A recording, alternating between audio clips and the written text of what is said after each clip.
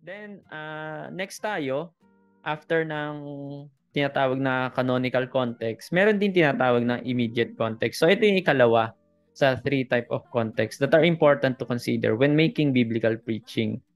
So, ayan, ulitin ko, halimbawa, gagawa tayo ng preaching, John 3:16. So, ano bang sa canonical context, ano ba yan? New or old? Yes, sa new. And under ng new, so saan specific siya nakalagay na genre? Ito ba ay law? Ito ba ay prophecy? Ito ba ay poetry? Ito ba ay wisdom? O narrative? So, ayan. Then, ang immediate context, ito naman, it refers to the surrounding verses naman or paragraphs. Pwede rin yung chapter within the same book, yung katulad ng sa local context natin, ito. But, ito, mas strict talaga siya sa immediate niya. Yung katabi niya, pre-text at saka yung post-text, yung katabing-katabi. Tulad ng example natin sa 1 Corinthians. Pero si canonical kasi, si canonical context kasi, mas broad, and itong local context, ang tawag dito ay yung overlapping na ng canonical at saka immediate. Parang nagpatong silang ganun. Pagdating dun sa pre-text and pre-chapter and post-chapter pala, hindi pre-text and post-text. So it involves examining also the verses immediately preceding or yung pre-text and following, which is the post-text. So the passage in question to grasp its specific meaning within the flow of the author's argument or narrative. So titignan natin, ano ba ang sa John 3:16? Ano ba yung sinabi doon before yung John 3:16 and after John 3:16, di ba? Kaya malalaman natin na sa John 3:16 may tinutukoy pala na historical background ng context ng John 3:16. Kung titignan natin, kanino yun sinabi, which is kausap niya si Nicodemo ng panahon na yon. And what are the pre-text before John 3:16? Ano yung sabi sa 14 and 15? Tinutukoy nga doon yung, hindi na natin babasahin, tinutukoy doon yung patungkol sa brazen serpent na itinaas ni Moses na kung sinong titingin doon ay mabubuhay. So, ganun din daw si Jesus Christ na malilift up si Jesus Christ. He will be lifted up. Kaya, Jesus Christ will be lifted up. Yung salitang yon in grammar, nasabi ko na rin yun dati, ay ibig sabihin ay crucify, no, na mamamatay siya sa katulad ng brazen serpent nasa pole, yung tulos. Si Jesus Christ din ay mapupunta sa puno naman or pole na cross naman. So, yun yung pre-text. And post-text, after John 3:16, ano naman yung mga sinasabi doon? So, kung meron kayong mga Bible, try nyong tignan. And ano po ang sinasabi doon? You can post this, get the Bible, and try to check anong sinasabi sa John 3:17 onwards.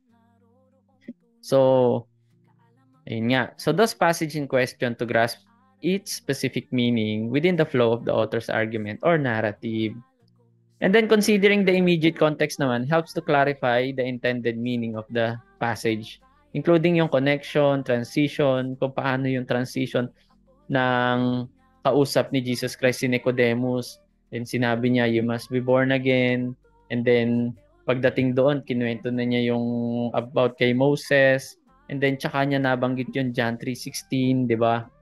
So, paano yung transition? Makikita natin yung transitions ng verses at kung paano nagkaroon ng shift ng idea or pertaining to what something nor yung grand theme niya, kung ito ba ay nag-shift o kung paano siya pinaliwanag. Shifting means kung paano yung, alam niyo yun, yung parang sa PowerPoint may mga transition. Halimbawa, ito yung first slide mo, biglang dahan-dahan. So, ganun din. Ano yung mga dahan-dahan na kapaliwanagan ipa-go niya, i-introduce yung isang idea na naman ng katuruan. So, ganun kasi ang dapat sa Bible. Tulad ng pinag-aralan natin nung nakaraan, di ba, may tinatawag na transitional statement na before ka magpaliwanag ng first, second, third main point, may tinatawag na transition. Ganon din sa Bible, may mga transitions din dyan. So, makikita natin yan sa immediate context or nuances that may be lost when viewed in isolation. Halimbawa, sa Matthew chapter 13, nagpaliwanag si Jesus Christ about sa parable of the sower, yung seed na napunta sa daan, sa tinikan, sa batuhan at saka sa matabang lupa. And then, hindi niya agad ipinaliwanag. May transition doon, which is, hindi niya pinaliwanag yon until tinanong ng mga disciple kung ano ba ang ibig sabihin, bakit dinadaan niya sa parable. And then, nagpaliwanag si Jesus Christ sa mga disciple na may mystery talaga sa gospel at hindi yun ibinigay sa iba, doon lang talaga sa mangilan-ngilan. And then, yun yung transition bago niya ipiniliwanag kung ano talaga ang ibig sabihin ng parable of the sower sa Matthew chapter 13. So, yun yung immediate context. Hindi basta pinaliwanag mo no, na ito ang sabi, ito ang parable, ito ang paliwanag. So, may transition din and we have to quote it even kahit lesser lang yung time pag gagawa tayo ng expository preaching or nagpipreach tayo, kahit lesser lang yung time sa mga transitions. Ang mahalaga, maipaliwanag natin kung ano yung pinaka-theme or nais nating patukuyan sa sermon. Under ng immediate context, may tinatawag na literary context, grammatical context, at ipapaliwanag natin lahat ito. And mamaya meron din tayong tinatawag na word relation. Ayan, merong forward relation. At step-by-step process tayo. So, ayan. Bago tayo mag-remote context. So, dito tayo under the immediate context. Meron tayong tinatawag na literary. Literary, yun na nga yung i-examine mo yung immediate context niya, before and after. And titingin ka sa larger context, which is kung anong chapter ba yan, book or section. Parang binabalikan mo yung canonical. And you have to understand how the passage fit into the overall theme or purpose of the book. Sa grammatical context naman, i-analyze ngayon yung words, phrases, at saka yung sentence structure niya. I-consider din natin kung ito ba ay naisulat sa Hebrew, Aramaic ba yan, or Greek. So, tatlong translation kasi ang Bible, hindi lang Hebrew at Greek eh. Meron ding Aramaic. At yung Matthew po ay naisulat po yan ng Aramaic. And we have to pay attention to grammar. Ano bang grammar niyan? And I suggest na mag-download tayo ng MySword tulad ng nabanggit ko sa homiletics. At yung MySword na yan, i-download natin through Google. Wala pong makikita sa Play Store.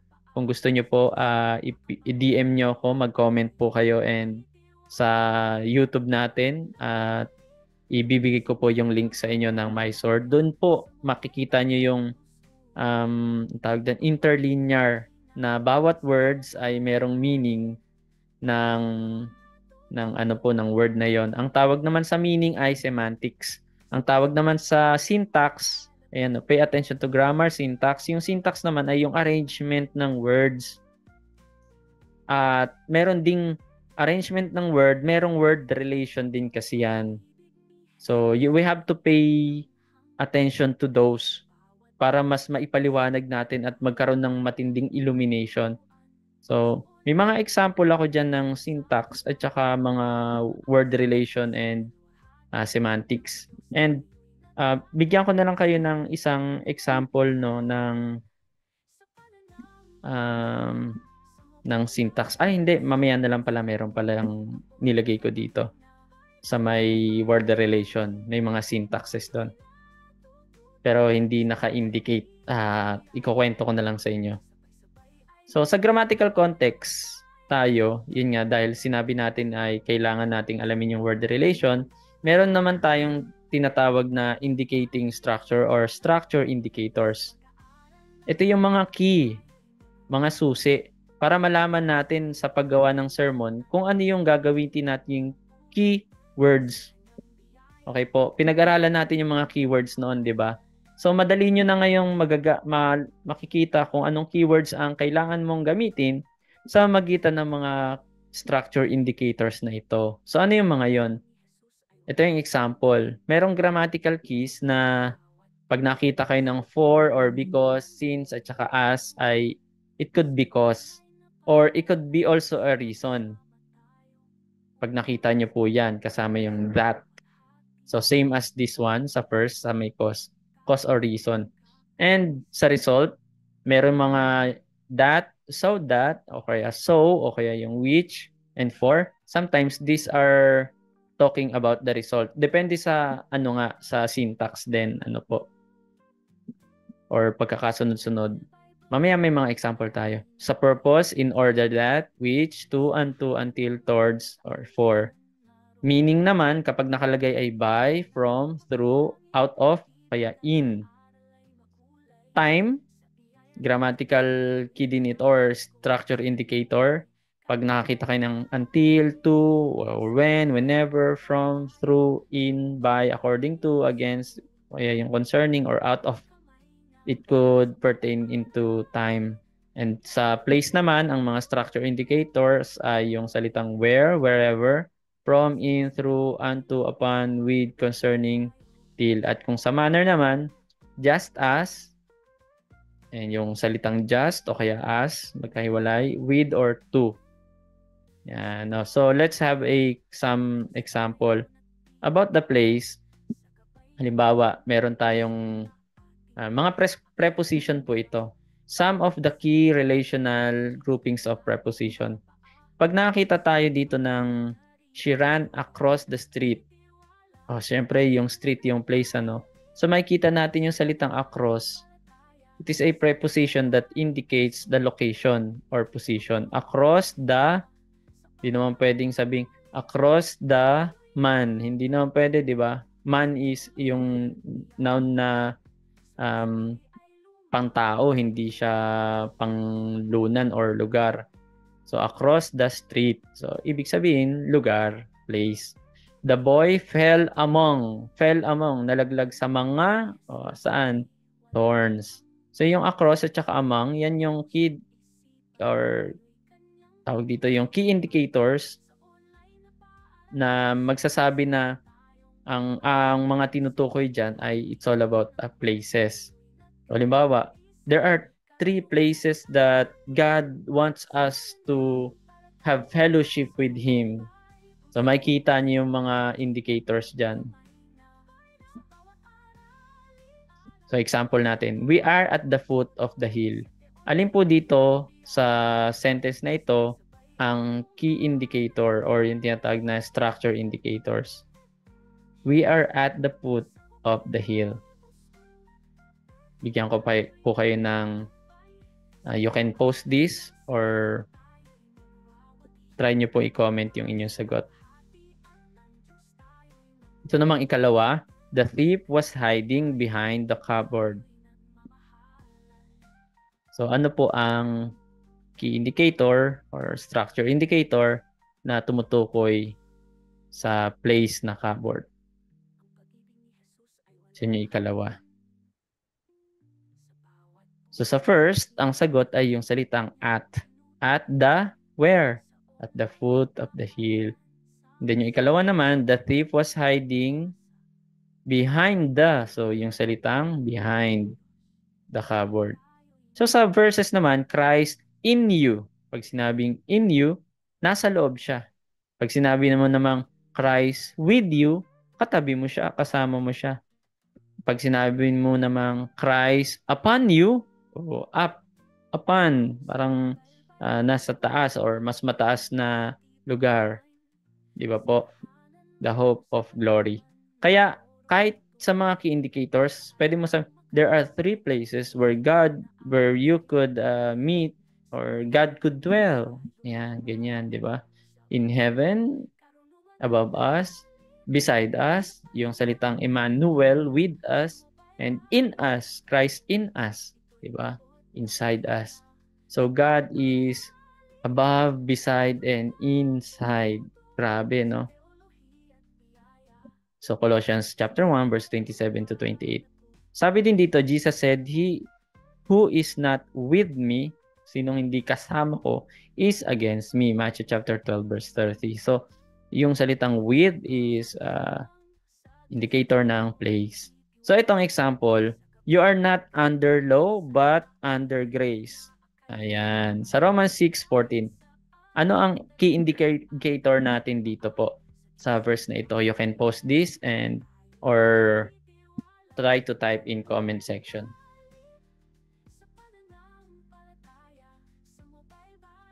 Tama po. Ang salita po na indicator dito ay yung salitang under. Under the law or but under grace. Tayo ay napapasailalim sa ano ba? Batas pa rin ba o biyaya na? So, second of a preposition, according itong ano po, key indicator natin, it talks about time. So, prepositions convey temporal relationship. Example, I have meeting in the afternoon. Kailan? In the afternoon. Afternoon ang time, pero yung salitang in is the indicator. And you must return before sunset. Kailan? Before. So, preposition natin is before. Mga key indicators po yan. So, wait till tomorrow. Ano po ang key indicators dito? Tsaka sa ikalawa, we waited 4 hours. So, alin dito ang key indicators sa dalawa? Pwede po nating i-comment sa atin pong comment section. 1 Thessalonians chapter 4 verse 15, sabi doon, by the word of the Lord, we declare to you that he who are alive and remain until the coming of the Lord will by no means precede those who have fallen asleep. So ano po yung key indicator sa 1 Thessalonians chapter 4 verse 15? So ang sagot po dito sa first and second is yung salitang till at saka yung for. Till tomorrow and 4 hours. At sa pangatlo naman po, tama po kayo. Yung salitang until the coming of the Lord. Hanggang sa dumating muli ang ating Panginoon. So number 3 is method and manner. So ito po yung key relational grouping na naman natin about method and manner. Preposition describe how something is done. Example natin ay yung the letter came by post. Or he cut the cake with a knife. Diba? By, kumbaga, paano mo pinunta? It is by the post. Paano mo siya kinat? With the knife. So, paano means method. Ang sinasagot mo is yung action word or verb. Diba? So, they fought with courage. Paano mo siya nilabanan? With courage. So, ano ngayon ang preposition? Parang sinabi ko na. Tama, with. So, dito tayo. By stretching forth thine hand to heal and that signs and wonders may be done by the name of the Holy Child Jesus. Acts 4:30. Ano po dyan ang key indicator?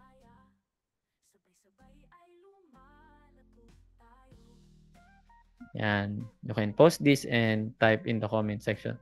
Tama po, ang sagot po ay yung by the name of the Holy Child.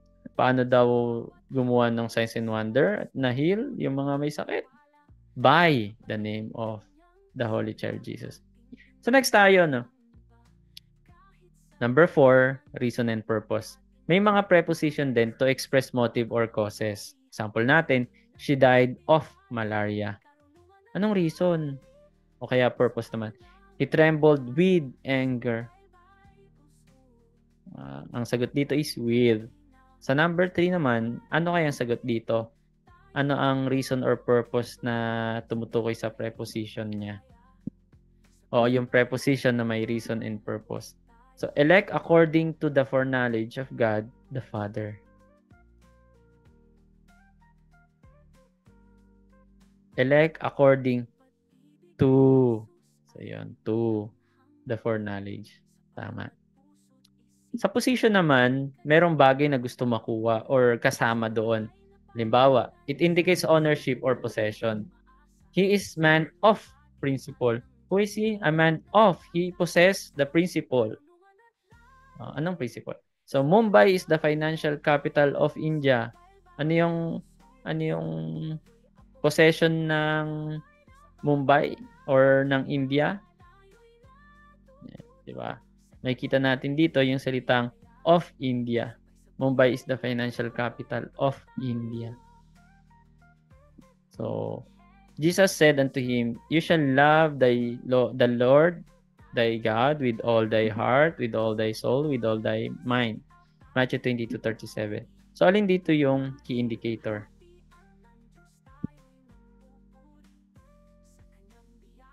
Ng possession. Jesus said unto him. So, yung salitang unto, hindi ang possession.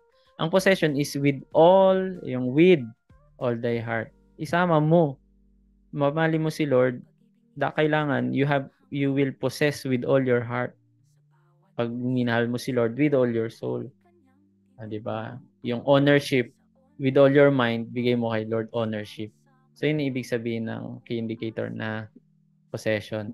Meron din direct and motion. Halimbawa, if he fell into the well, mayroon direksyon. Papasok, paloob, pataas, pababa, pagilid.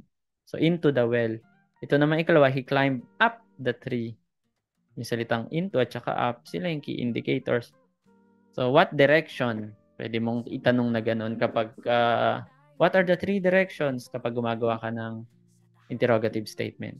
So, dito naman, I press toward the mark for the prize of the high calling of God in Christ Jesus. Philippians 4:13. So, ano po ang key indicator dyan? I press what?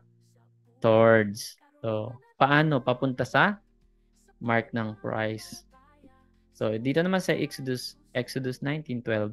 Thou shalt set bounds unto the people round about, saying, Take heed to yourself that ye go not up into the mountain or touch the border of it.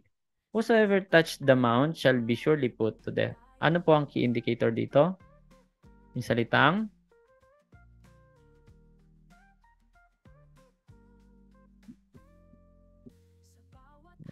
up. Very good. Sige po. Ito rin pala daw yung unto the people round about. So may object of proposition tayo na ni-example dito. So the object of a preposition can be a noun, pronoun, gerund, infinitive, or noun clause. So halimbawa, the house was built near a river. So noun yun. Jesus was talking to him. Pronoun siya. The disciples were prevented from entering in the house. Naging gerund siya. What would you like to do besides watch a battle? So infinitive. And I am content with what I have. Non-clause. So yun yung mga object of preposition natin. So sa mga medyo hirap sa grammar ng English, pasensya na lang po, no? At least ngayon, nare-refresh tayo. Isipin nyo na lang kapag sa Tagalog. So ito, madali lang din ito. Other word relation yung tinatawag na cause and effect. We love because He first loved us. Yung reason, if then, or since, you have been raised up with Christ, seeking, so reason yon. And result also, speaking about elders of faithfully shepherd the flock, Peter writes, and when the chief shepherd appears, you will receive the unfading crown of glory. So the result of faithful shepherding is the reward of chief shepherd brings yung reward. So yung resulta, di ba? Or the practical importance of doctrine of the rapture for present comfort is built on the reason or result word. Therefore, in 1 Thessalonians 4:18.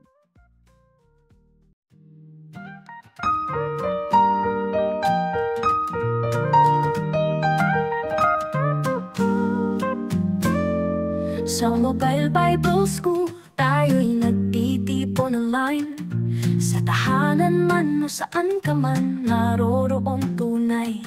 Kaalamang makalangit at biblikal na aral ay makulay. Sa biyaya ng Diyos tayo'y lumalago sa buhay. Karunungan at lalim sa pananampalataya. Sa Mobile Bible School, ito'y abot kamay na.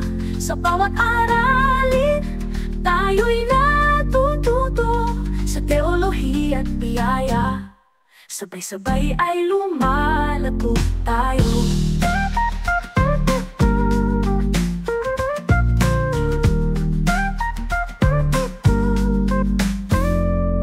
Sa bawat hakbang, sa Diyos tayo nagtitiwala. Sa gabay ng Kanyang salita, ating inaakay ang iba. Kahit saan man dalhin ng ating mga paa, sa Diyos na makapangyarihan tayo'y nagtitiwala. Karunungan at lalim sa pananampalataya, sa Mobile Bible School ito'y abot kamay na. Sa bawat aralin, tayo'y natututo. Sa teolohiya at biyaya, sabay-sabay ay lumalago tayo.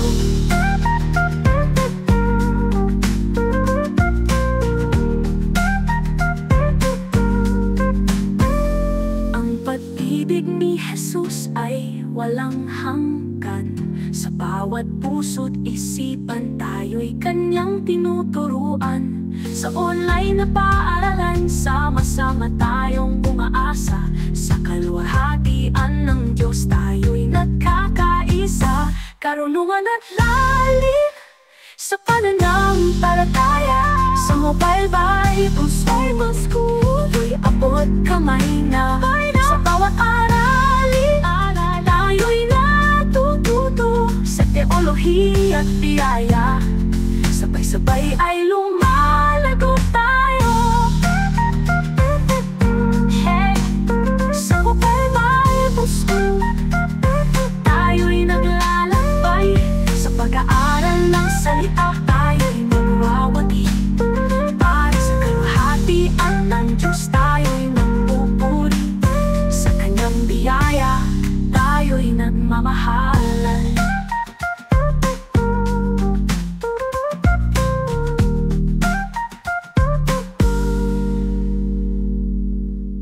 Ang pag-ibig ni Jesus ay walang hanggan. Sa bawat puso't isipan, tayo'y Kanyang tinuturuan. Sa online na paaralan, sama-sama tayong umaasa. Sa kaluwalhatian ng Diyos, tayo'y nagkakaisa.